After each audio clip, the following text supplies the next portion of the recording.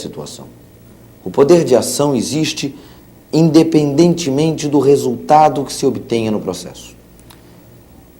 É possível que exista poder de ação nas hipóteses em que o demandante ganha, mas também é possível que exista poder de ação em hipóteses em que o demandante perde. O poder de ação existe ainda que o direito material não exista. O poder de ação existe sempre. A existência ou não do direito material é uma questão ligada ao direito substancial, é uma questão de mérito, mas o poder de ação existe sempre. É por isso que se diz que a ação é um poder abstrato, é o poder de se obter em juízo um provimento jurisdicional, qualquer que seja o seu teor. Ora, ao afirmar que periculum in mora e fumus boniuris se inserem nas condições da ação, estamos afirmando, ou estaríamos afirmando, que o poder de ação cautelar não é abstrato, é concreto. Como se sabe, a teoria concreta da ação foi aquela que defendeu a ideia de que só existe poder de ação nos casos em que o provimento jurisdicional é favorável ao autor. Só teria o poder de ação aquele que tivesse também o direito material. Uma posição hoje já quase que inteiramente superada. Então, pela teoria concreta, só tem poder de ação quem ganha.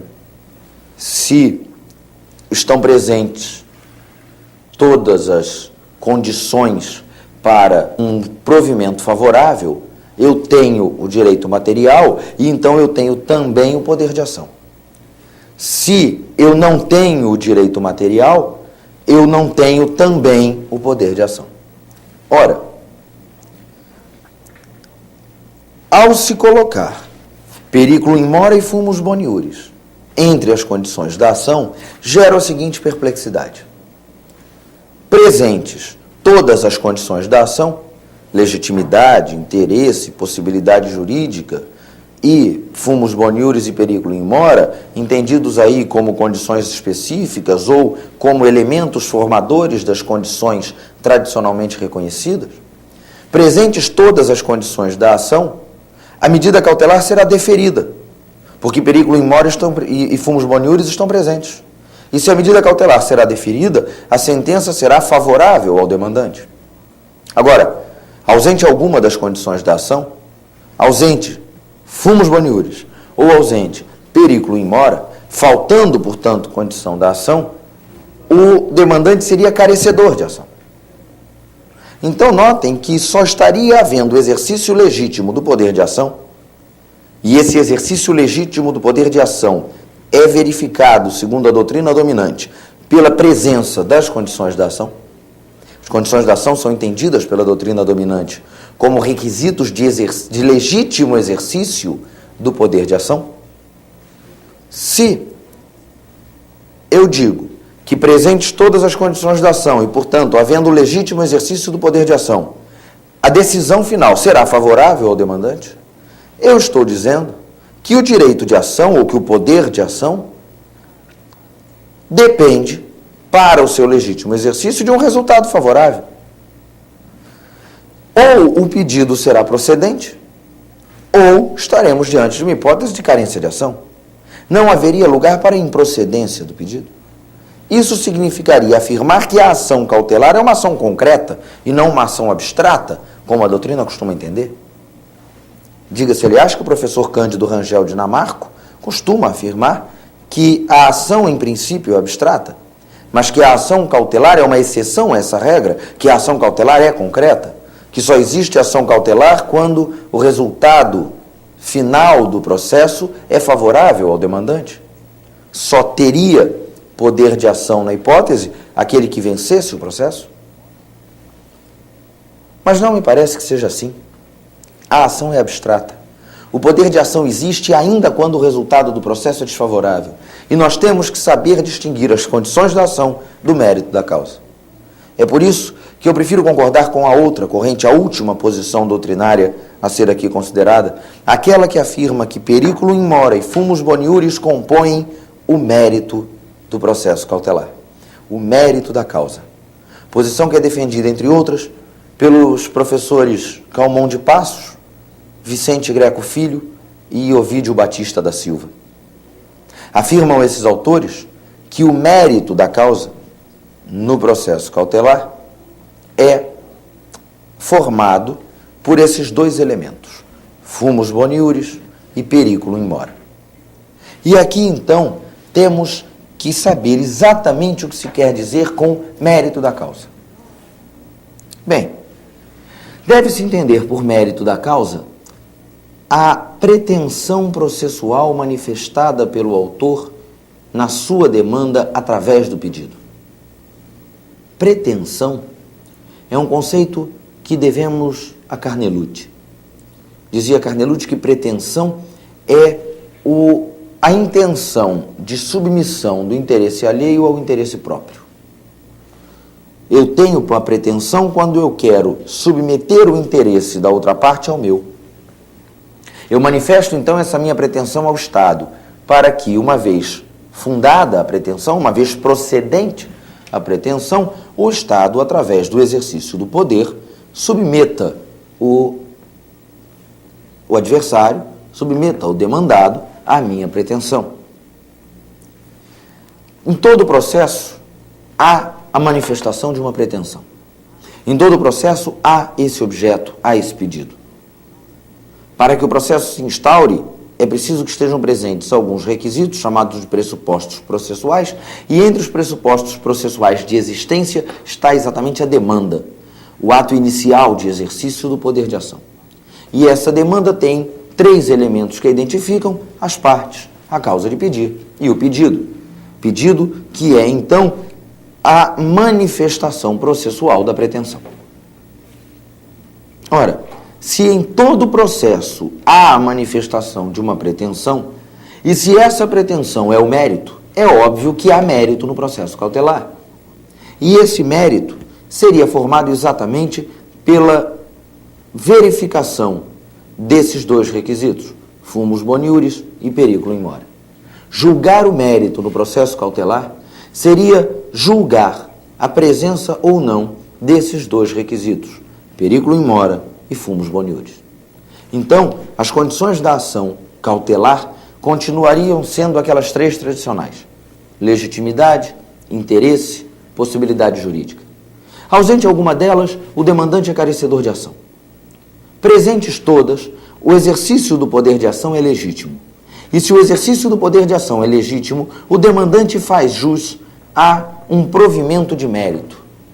O demandante faz jus, no caso do processo cautelar, a uma sentença que diga se estão ou não estão presentes os requisitos de concessão da medida cautelar.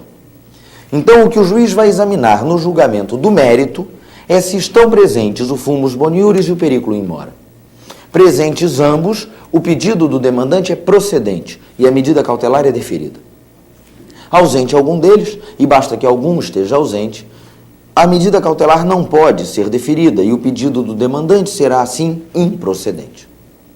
Então, fumus boniuris e periculum in mora compõem o mérito da causa no processo cautelar.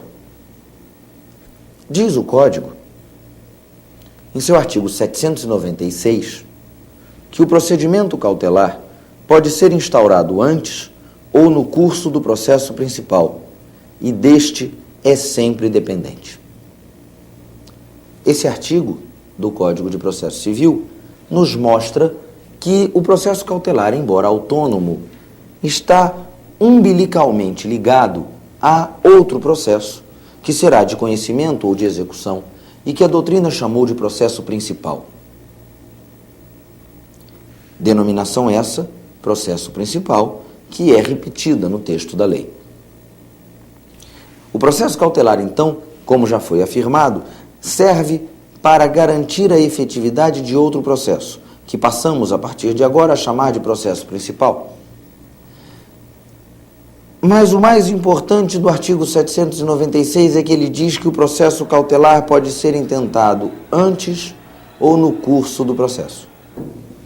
Ao dizer que o processo cautelar pode ser intentado antes ou no curso do processo principal, o Código está prevendo a existência de 2 modalidades de processo cautelar, o processo cautelar antecedente e o processo cautelar incidente. O processo cautelar, portanto, pode se iniciar antes da instauração do processo principal ou no curso do processo principal, mas sempre será processo autônomo, sempre será outro processo, uma nova relação processual, um novo procedimento em contraditório. O processo cautelar, antes ou durante o processo principal, antecedente ou incidente, é sempre processo autônomo e estará sempre ligado de forma inafastável ao processo principal.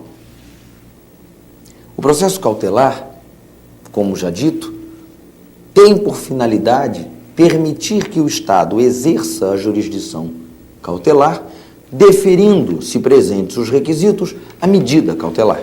Já vimos que para a medida cautelar ser deferida é preciso que estejam dois requisitos presentes, o fumus boniuris e o periculo in mora. Temos que saber agora que existem basicamente dois gêneros de medidas cautelares: as medidas cautelares típicas e as medidas cautelares atípicas. Existem medidas cautelares que estão expressamente reguladas no ordenamento jurídico. Essas são chamadas medidas cautelares típicas. É o caso, por exemplo, do arresto, é o caso do sequestro, é o caso da produção antecipada de prova, só para citar 3 exemplos muito conhecidos. E existem, de outro lado, algumas situações em que há a necessidade de se obter do juízo uma medida cautelar, mas nenhuma das medidas cautelares típicas é satisfatória. Nenhuma das medidas cautelares típicas é capaz de, naquele caso concreto, garantir a efetividade do processo principal. É para essa situação que se cria as chamadas medidas cautelares atípicas. Medidas cautelares atípicas, aquelas medidas cautelares que não estão reguladas expressamente pelo ordenamento jurídico. É por isso que o Código diz, no artigo 798, que, além dos procedimentos cautelares específicos que este Código regula no capítulo 2º deste livro, poderá o juiz determinar as medidas provisórias que julgar adequadas, quando houver fundado receio de que uma parte, antes do julgamento da lide, cause ao direito da outra lesão grave e de difícil reparação. Então, o texto do artigo 798 consagra a possibilidade que tem o juiz de deferir medidas cautelares que não estão expressamente reguladas no ordenamento jurídico. O poder que tem o juiz de deferir medidas cautelares atípicas, poder esse que é conhecido por vários nomes, todos eles muito parecidos entre si, dos quais o mais conhecido, sem dúvida nenhuma, é poder geral de cautela. Fala-se também em poder cautelar genérico. O poder geral de cautela, então, é o poder que tem o juiz de deferir medidas cautelares atípicas, medidas cautelares que não estão previstas no ordenamento jurídico. O artigo 799, que vem logo a seguir, nos dá os limites desse poder, dizendo que, no caso do artigo anterior, poderá o juiz, para evitar o dano, autorizar ou vedar a prática de determinados atos, ordenar a guarda judicial de pessoas e depósito de bens e impor a prestação de caução.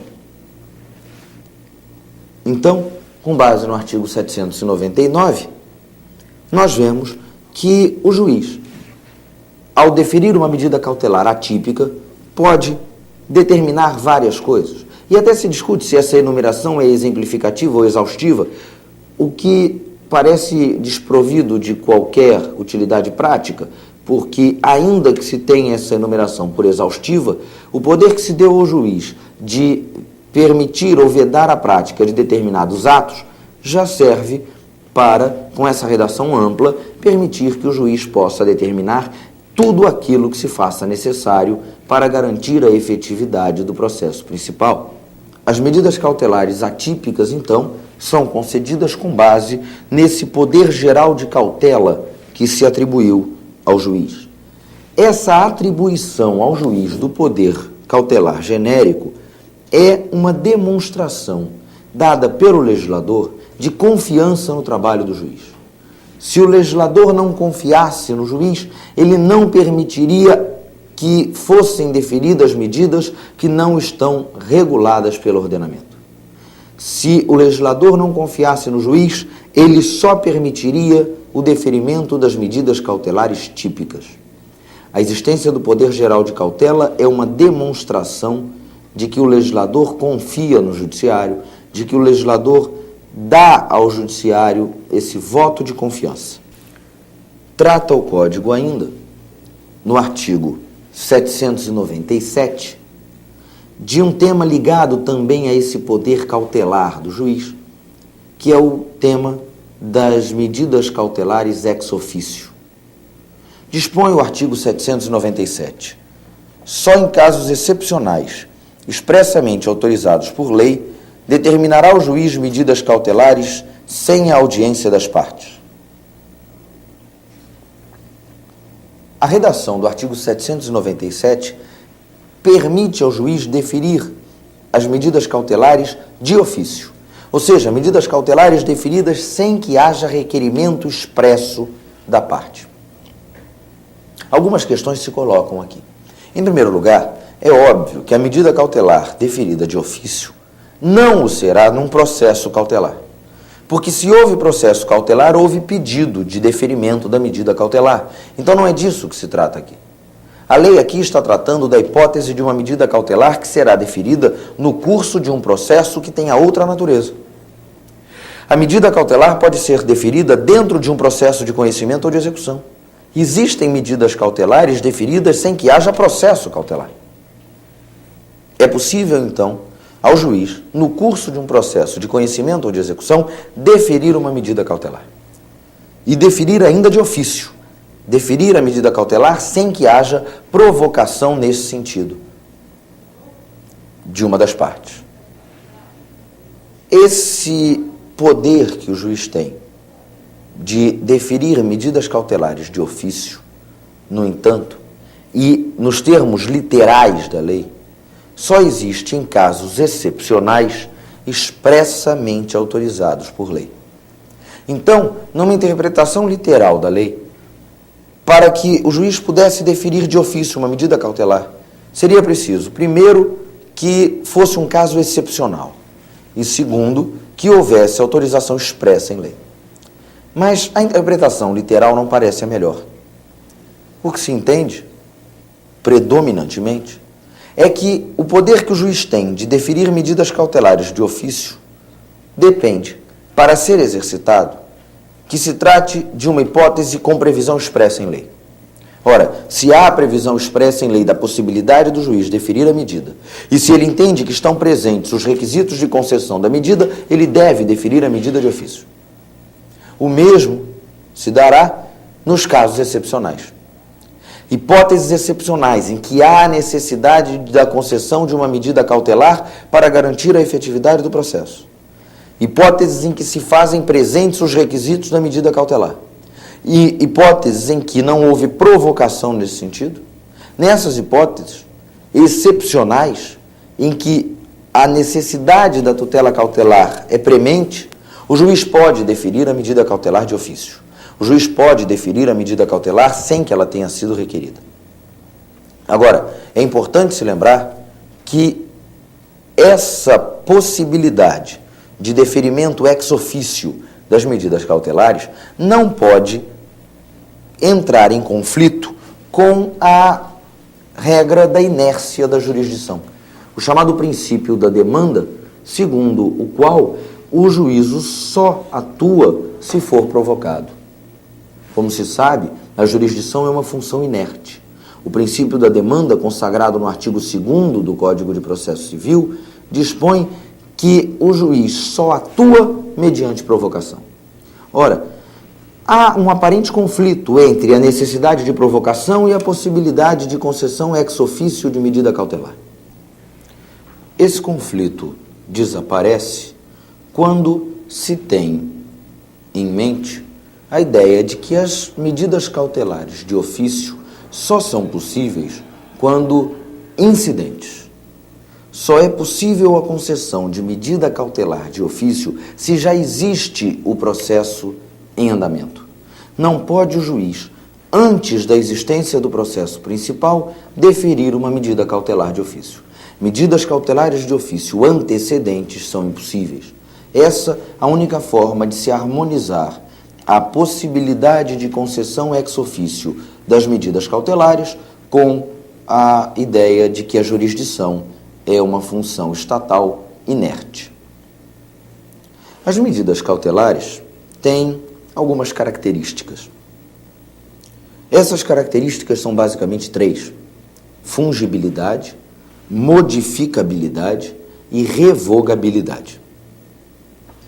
Essas três características estão no Código em dois artigos, nos artigos 805 e 807.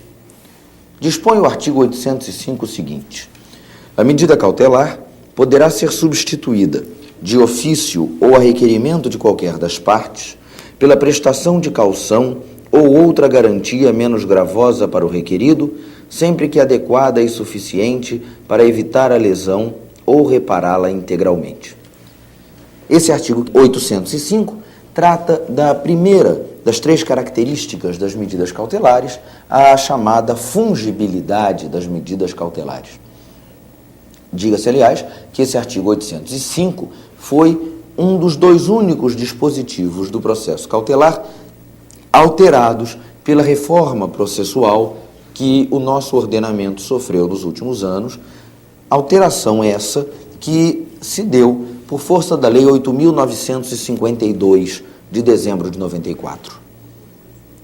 A norma do artigo 805 prevê, então, essa primeira característica das medidas cautelares, que é a sua fungibilidade. No que consiste essa fungibilidade? É bastante simples. Deferida uma medida cautelar, pode o juiz verificar, de ofício ou a requerimento de qualquer das partes, que há a possibilidade de se substituir a medida deferida por alguma outra medida que sirva, que seja adequada para garantir a efetividade do processo principal. Verificando essa possibilidade, a substituição será possível. Por exemplo, imagine-se a hipótese em que você é credor de uma nota promissória. A nota promissória ainda não venceu, o devedor está dilapidando todo o seu patrimônio, ou pelo menos você desconfia que essa dilapidação esteja ocorrendo, propõe uma ação cautelar e o juiz determina o arresto de um automóvel. Feito o arresto do automóvel, vem o demandado a juízo e diz o seguinte: excelentíssimo senhor juiz de direito, eu, demandado, eu requerido nessa ação cautelar, tive arrestado um automóvel. Acontece que eu preciso vender esse automóvel. Preciso vender esse automóvel porque ele está começando a dar problema, então eu preciso vender ele logo, porque se não vender agora eu não consigo vender depois. Para vender esse automóvel, eu preciso que esse arresto desapareça. Mas se eu requerido sei que se o arresto desaparecer, o que se queria com a medida cautelar, garantir a efetividade da execução, não se consegue mais. Então eu faço uma sugestão.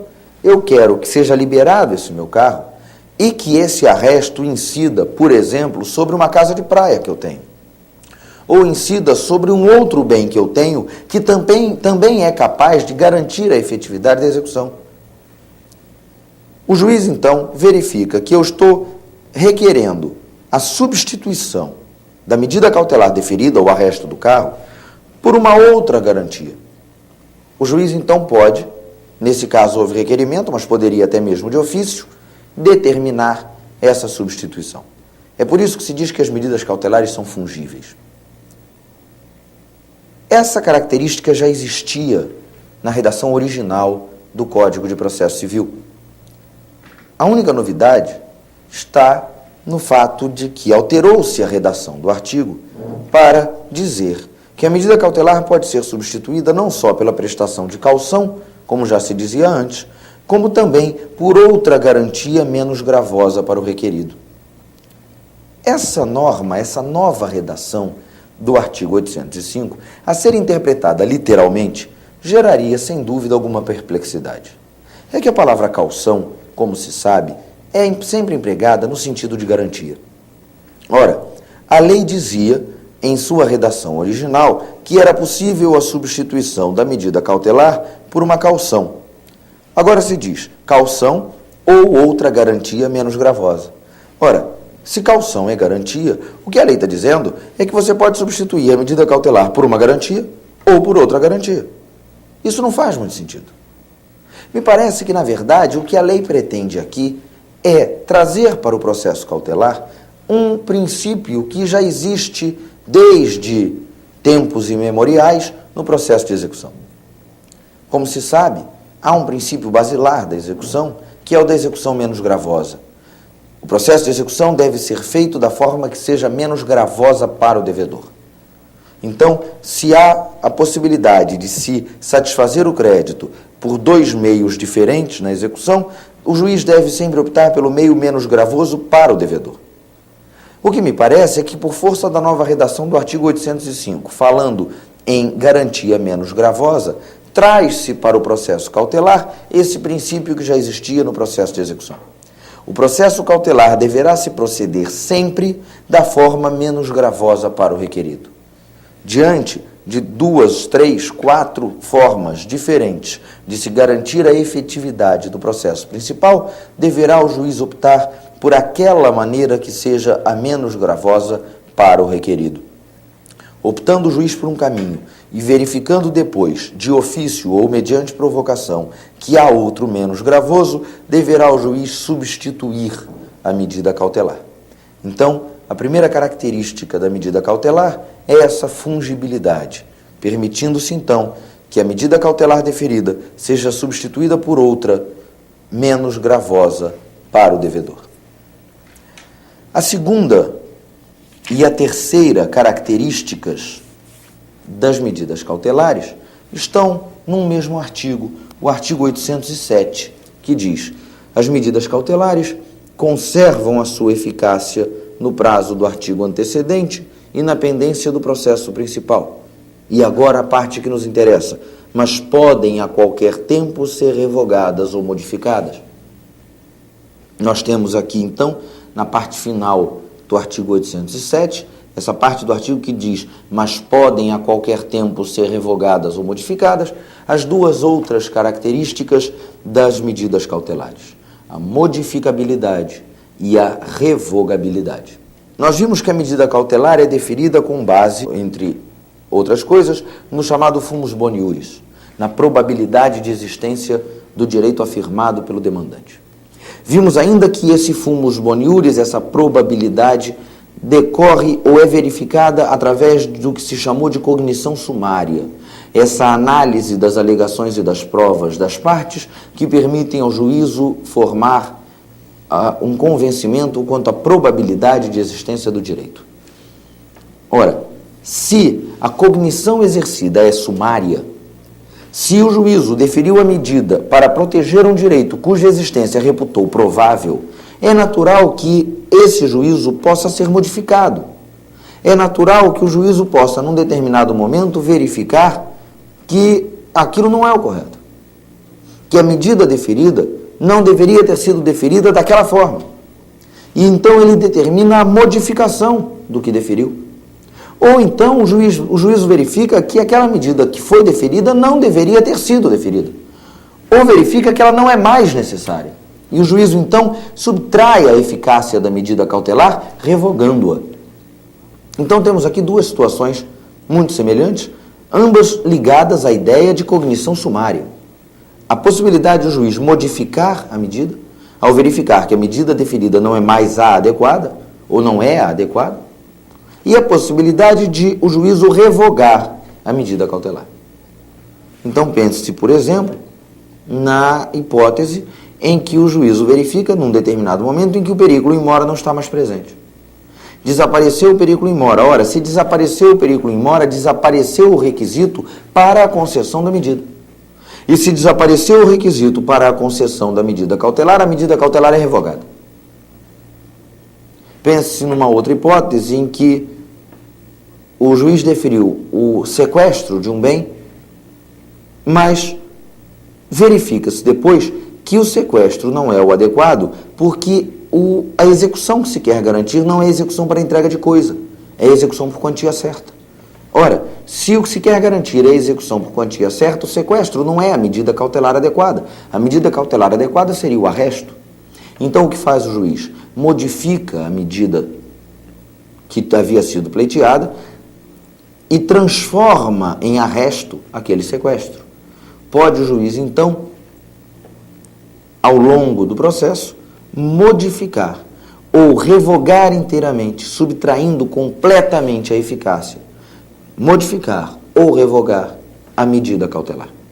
Essas três, então, são as características das medidas cautelares: fungibilidade, modificabilidade e revogabilidade. Outro tema que não pode deixar de ser considerado é o da eficácia da medida cautelar no tempo. Mais uma vez, vamos precisar recorrer ao artigo 807, mas antes precisamos examinar o artigo 806. Cabe à parte propor a ação no prazo de 30 dias, contados da data da efetivação da medida cautelar, quando esta for concedida em procedimento preparatório. Artigo 807. As medidas cautelares conservam a sua eficácia no prazo do artigo antecedente e na pendência do processo principal. Essa parte do artigo que nos interessa, a parte inicial, pois, como já vimos, a parte final do dispositivo se refere exclusivamente às duas características das medidas cautelares, modificabilidade e revogabilidade. Então, temos duas regras que devem ser observadas com referência à eficácia da medida cautelar no tempo, a permanência dos efeitos de uma medida cautelar. A primeira ideia que nós devemos ter é que a medida cautelar deve ser eficaz enquanto for útil ao processo. Não devemos nos prender à literalidade da lei que diz que, extinto o processo principal, extingue-se também a medida cautelar. Não. A medida cautelar é eficaz enquanto for útil. Pense, por exemplo, no seguinte: no curso de um processo de conhecimento é proposta uma medida cautelar. Uma medida cautelar de arresto, por exemplo. Um bem é arrestado. O processo de conhecimento continua, o réu é condenado, a sentença transita em julgado. Extinguiu-se o processo de conhecimento. Desaparece com isso a cautelar? Não, não desaparece. A cautelar aqui não para de produzir efeitos porque ela ainda é útil, e ela será útil a todo o tempo até que, no processo de execução, não se precise mais dela. Então, a medida cautelar permanece produzindo efeitos mesmo depois da extinção do processo, se ela ainda for útil. E nesse caso ela é porque, embora incidente ao processo de conhecimento, ela serve para garantir a efetividade do futuro processo de execução. Além disso, e estamos aqui diante de uma regra que gera alguma polêmica, dispõe o artigo 806 que existe um prazo para a propositura da ação principal. Estamos, portanto, diante de uma regra a ser levada em consideração apenas no caso das medidas cautelares antecedentes. Proposta a ação cautelar, deferida e atuada a medida cautelar antecedente, tem à parte um prazo de 30 dias para propor a ação principal. Desobedecido esse prazo, perde eficácia a medida cautelar. A situação aqui é a seguinte. Voltemos ao exemplo do arresto. Do arresto requerido ou pedido pelo credor da nota promissória que ainda não promoveu a execução. Ora, propõe uma ação cautelar de arresto. A medida foi deferida. O juiz disse: defiro o arresto. Arreste-se um automóvel. O arresto é efetivado da data da efetivação da medida, da data em que o arresto foi feito, que o bem foi apreendido. Eu devo contar um prazo de 30 dias, dentro do qual deve ser proposta a ação principal. Se a ação principal não for proposta dentro desse prazo, não é após o prazo, é dentro do prazo. Se a ação principal não for proposta dentro do prazo, a medida cautelar cessa a sua eficácia. A medida cautelar para de produzir efeitos. Então, o carro foi arrestado e a ação principal não foi proposta em 30 dias, o arresto para de produzir efeitos e o carro está livre, desonerado daquela apreensão. Nota-se, então, que o artigo 806 é aplicável apenas às cautelares antecedentes. Nota-se também que o artigo 806 cria um prazo de 30 dias a ser contado da efetivação da medida cautelar. Isso é muito importante. Os 30 dias não são contados da propositura da ação cautelar, nem são contados do deferimento da medida cautelar, nem são contados do final do processo cautelar ou coisa que o valha. Os 30 dias são contados da efetivação da medida cautelar. Então, se no dia 1º a ação foi proposta, no dia 2 o juiz deferiu o arresto e no dia 3 o carro foi arrestado, é do dia 3, data da efetivação da medida cautelar, que vamos contar os 30 dias para a propositura da ação principal. Outra questão importante, embora gere alguma polêmica, mas polêmica pequena, há uma posição doutrinária minoritária nesse campo. Outra questão importante é que o artigo 806 só é aplicável às medidas cautelares restritivas de direitos. Existem medidas cautelares que criam constrições, que criam restrições ao direito do demandado, como o arresto, como o sequestro, como a busca e apreensão. Como o legislador não queria que essas medidas cautelares criassem restrições por tempo indeterminado, dispõe a lei que, deferida e efetivada a medida cautelar, há necessidade de que a ação principal seja proposta em 30 dias, sob pena de a constrição desaparecer. Mas nos casos daquelas medidas cautelares que não restringem direitos, como a produção antecipada de provas, por exemplo, nessas medidas cautelares não há necessidade de se obedecer a esse prazo. A medida cautelar não restritiva de direitos continua eficaz mesmo que o prazo de 30 dias seja ultrapassado. Então, só se aplica o artigo 806, ressalvada a existência de opinião doutrinária minoritária. Em contrário, só se aplica o artigo 806 às cautelares restritivas de direitos. E aí surge uma questão muito interessante. No curso de um processo de conhecimento de cunho condenatório, instaura-se uma ação cautelar de arresto. Proposta a ação cautelar de arresto incidente ao processo de conhecimento, não haveria campo para a incidência do artigo 806. O que temos, então? Temos que foi efetivado o arresto de um bem no curso do processo de conhecimento, o processo de conhecimento continuou a se desenvolver, o réu foi condenado, a sentença transitou em julgado. Aquela cautelar foi incidente ao processo de conhecimento. O processo de conhecimento transitou em julgado. Será que existe alguma necessidade de observar prazo para que se inicie a execução? Parece que sim. Se a cautelar é incidente ao processo de conhecimento e esse processo de conhecimento transita em julgado, sendo obviamente uma cautelar restritiva de direito, essa cautelar, se ainda for útil, continuará produzindo efeitos. Mas é necessário, nesse caso, que o processo de execução seja instaurado dentro do prazo de 30 dias a que se refere o artigo 806. Não sendo instaurado o processo de execução em 30 dias, aquela cautelar constritiva de direitos para de produzir efeitos. Então, temos aqui nessa hipótese a cautelar que é incidente ao processo de conhecimento, mas é antecedente em relação ao processo de execução. Nessa hipótese, também há que se observar o artigo 806. Os 30 dias, nesse caso, serão então contados a partir do trânsito em julgado da sentença condenatória.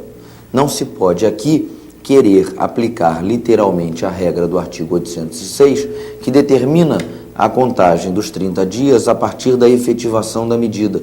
E não se pode por uma razão óbvia. A medida foi incidente ao processo de conhecimento.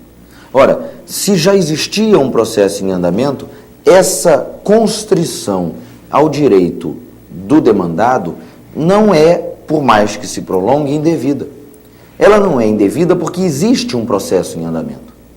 O que o legislador não quis foi que decorresse um prazo superior a 30 dias sem que houvesse processo principal em andamento. Por isso, determinou no artigo 806 que, efetivada a medida cautelar, 30 dias para que se instaure o processo principal. Estávamos diante ali daquela hipótese em que não havia processo principal em andamento. Não é isso que acontece agora. Agora existe um processo principal em andamento. E os 30 dias, então, serão contados do momento em que o processo principal que estava em andamento acaba, do momento do trânsito em julgado. A partir daí, então, contaremos os 30 dias para o início de um novo processo principal. Dentro de 30 dias é que se terá que instaurar o processo executivo. O decurso desse prazo, sem que a ação de execução da sentença seja proposta, fará cessar a eficácia daquela medida cautelar. Concluindo, então, esse tópico, podemos dizer que a medida cautelar constritiva de direitos perderá sua eficácia se ocorrer uma situação em que não haja processo principal em andamento por prazo superior a 30 dias contados da sua efetivação. Há que se falar também das formas de extinção da medida cautelar. A medida cautelar vai desaparecer do mundo dos fatos, vai se extinguir por alguns motivos. Em primeiro lugar, temos que falar da chamada extinção normal da medida cautelar, que se dá com a exaustão do seu objetivo.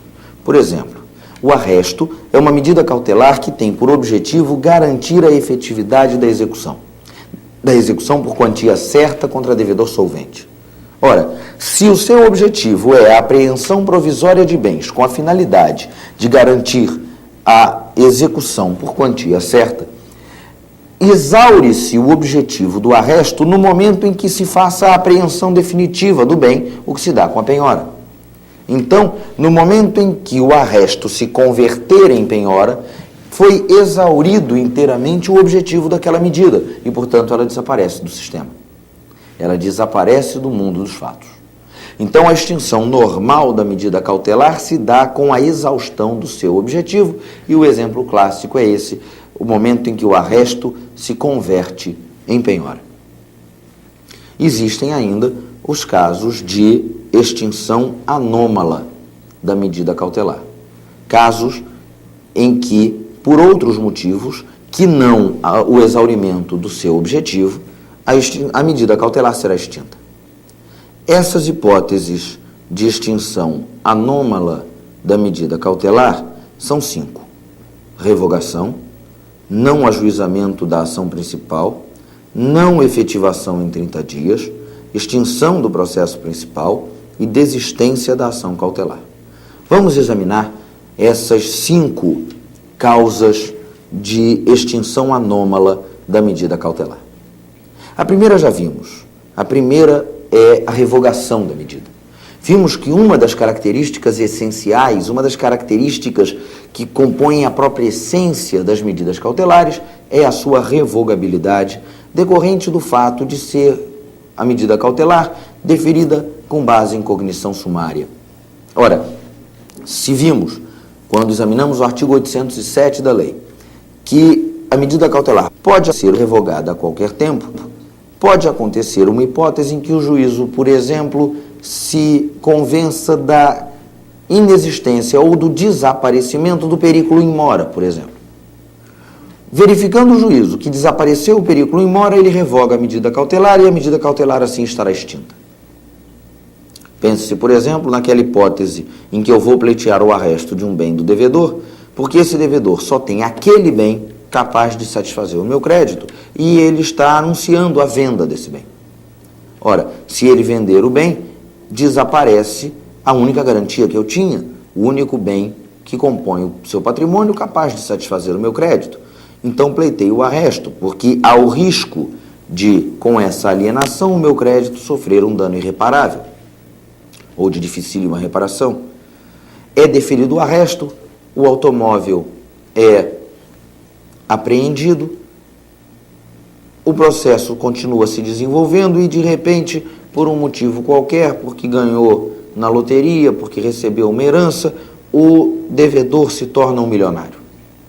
E, ao se tornar milionário, esse devedor adquire dezenas de automóveis, por exemplo. Ora, se ele tem dezenas de automóveis, aquele perículo in mora desapareceu, porque mesmo que ele venda aquele automóvel, aquele bem que ele tinha capaz de satisfazer o meu crédito, ele continua tendo outros. Então desapareceu o risco de que aquele ato que ele pretendia praticar causasse um dano de difícil ou impossível reparação. Desapareceu o perículo in mora, e se desapareceu o perículo in mora, o juiz revoga a medida cautelar. A segunda hipótese de extinção anômala da medida cautelar, também já conhecemos, é o não ajuizamento da ação principal naquele prazo de 30 dias previsto no artigo 806. E nós vimos que aquela regra só se aplica às cautelares constritivas de direito. Vimos que o prazo é contado a partir da efetivação da medida e vimos que há aquela hipótese em que a cautelar é incidente ao processo de conhecimento, mas antecedente em relação ao processo de execução, e nesse caso os 30 dias devem ser contados do trânsito em julgado da sentença condenatória. Essa, portanto, é também uma hipótese já conhecida e à qual não precisamos voltar com mais detalhes. A terceira hipótese de extinção da eficácia da medida cautelar é a sua não atuação em 30 dias, a sua não efetivação em 30 dias. A hipótese aqui é um pouco diferente da anterior. Nessa hipótese, o juiz defere a medida, mas a parte que a requereu não promove em 30 dias a sua efetivação. Por exemplo, você propõe uma ação cautelar e pleiteia um arresto. O juiz defere o arresto. Ora, se o juiz deferiu o arresto, há que se tomar algumas providências necessárias a permitir a efetivação da medida. Por exemplo, há que se pagar as custas judiciais da diligência do oficial de justiça, que vai lá apreender o bem. Ocorre que o autor, aquele que requereu a medida cautelar que foi deferida, não tomou essas providências que lhe competiam e permitiu que decorresse um prazo de 30 dias sem que a medida fosse efetivada. Nessa hipótese, cessa também a eficácia da medida cautelar. O Código fala, no artigo 808, inciso 2º, referindo-se a essa hipótese, em execução da medida. Não é muito técnico o emprego da palavra execução aqui, afinal de contas não estamos diante de um provimento judicial de cunho condenatório para que se possa falar em execução. Como se sabe, só podemos executar decisões judiciais de cunho condenatório, de natureza condenatória. Aqui não se deveria falar em execução propriamente, mas em atuação ou em efetivação da medida. Outra hipótese é a de extinção do processo principal. Pense, por exemplo, naquela hipótese em que é proposta a ação cautelar, a medida cautelar é deferida, há um processo principal que se extingue com ou sem julgamento de mérito, porque, por exemplo, houve uma transação. Ora, se houve uma transação, se as partes se compuseram, aquela medida cautelar não faz mais sentido, então ela se extingue automaticamente. Ou então se considerou no processo principal que o autor era carecedor de ação. Ora, se o autor é carecedor de ação, extingue-se o processo principal sem julgamento do mérito. E se o processo principal é extinto, a medida cautelar não tem mais razão de ser, então ela também desaparece. É por isso que diz o artigo 808, inciso 3º, que cessa a eficácia da medida cautelar se o juiz declarar extinto o processo principal com ou sem julgamento do mérito. Volto a lembrar que há aqueles casos em que o processo principal se extingue, mas a medida cautelar ainda é útil, porque ela serve para garantir a efetividade, não daquele processo que se extinguiu, mas de um outro que ainda vai se iniciar. É o caso do arresto incidente ao processo de conhecimento, mas que serve para garantir a efetividade da execução. A extinção do processo de conhecimento, nesse caso, não acarreta a imediata cessação de eficácia da medida cautelar. E o último caso a ser considerado é o da desistência da ação cautelar. Pode o demandante, como pode em qualquer ação, manifestar a sua desistência. E essa desistência da ação, uma vez homologada, leva à extinção do processo sem julgamento do mérito. Ora, se o demandante, na ação cautelar, manifesta sua desistência, a desistência da ação cautelar homologada extingue o processo cautelar. E essa extinção do processo cautelar leva necessariamente à cessação de eficácia da medida. Então, temos aí essas 5 hipóteses de extinção anômala da eficácia da medida cautelar. Rememorando, revogação, não ajuizamento da ação principal no prazo do artigo 806, 30 dias, não atuação da medida cautelar deferida em 30 dias, extinção do processo principal com ou sem julgamento do mérito e ainda desistência da ação cautelar. É importante notar o que vai no parágrafo único do artigo 808. Se por qualquer motivo cessar a medida, é defeso à parte repetir o pedido, salvo por novo fundamento. Notem aqui o seguinte: se por qualquer motivo cessar a eficácia da medida cautelar, se por qualquer motivo a medida cautelar se extinguir, por qualquer desses motivos aqui previstos, claro, não se preocupando aqui com a extinção normal, porque aí exauriu-se o objetivo da medida cautelar, nos preocupamos aqui com os casos de extinção anômala. Se por qualquer motivo se extinguir de forma anômala a eficácia da medida cautelar, não se poderá repetir o pedido, não se poderá formular novo pedido da mesma medida cautelar, salvo-se por outro fundamento.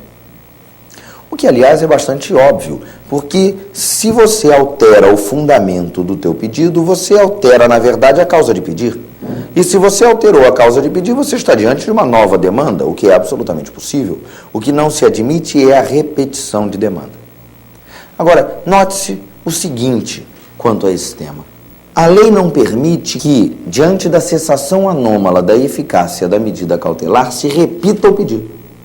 Mas a lei não determina a extinção do processo cautelar sem julgamento do mérito, nesse caso. A única proibição é quanto à repetição do pedido. Por que isso tem que ser afirmado? Por uma única razão. Eu proponho uma ação cautelar. Pleiteio o arresto de um bem. Esse arresto, uma vez deferido liminarmente, é efetivado. Mas esse deferimento liminar do arresto não faz com que o processo cautelar se encerre, ele continua a tramitar. Ora, no curso do processo cautelar, cessa por algum motivo a eficácia dessa medida. Por exemplo, porque a ação principal não foi proposta dentro do prazo de 30 dias. Ora, então o bem que estava arrestado, o carro, a casa, a televisão, o bem que estava arrestado não está mais. Aquela medida cautelar parou de produzir efeitos. Mas o processo não se extinguiu. O processo continua tramitando. Aquele deferimento da medida foi liminar. O processo continua a tramitar e é possível que na sentença se defira novamente a medida pelo mesmo fundamento. Esse deferimento da medida na sentença pelo mesmo fundamento é possível porque não houve repetição de pedido. Se não houve repetição do pedido, se o pedido que está sendo examinado ainda é o mesmo, é plenamente possível que o juízo julgue esse pedido e defira a medida. Então, encerramos este tópico lembrando que a cessação anômala da eficácia da medida cautelar não leva necessariamente à extinção do processo cautelar.